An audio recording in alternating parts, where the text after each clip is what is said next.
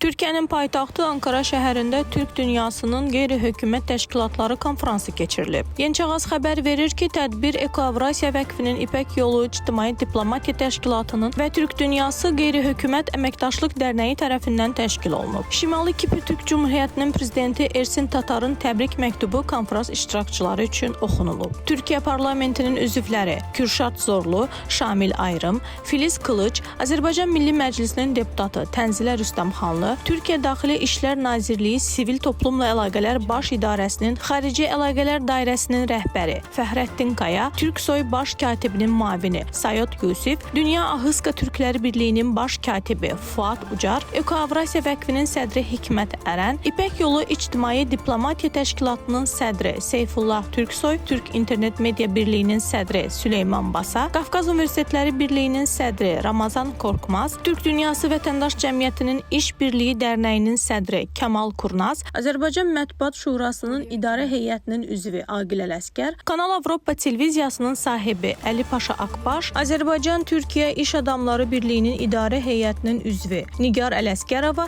və başqaları çıxış ediblər. Türk Dünyası qeyri-hökumət təşkilatlarının önəmi və qurumlar arası əlaqələrdəki rolu və qeyri-hökumət təşkilatlarının xarici siyasətinin müəyyən edilməsindəki rolu ictimai diplomatiya çalışmaları başlığı ilə təşkil olunan panellərdə müvafiq məsələlər ətrafında fikir mübadiləsi aparılıb.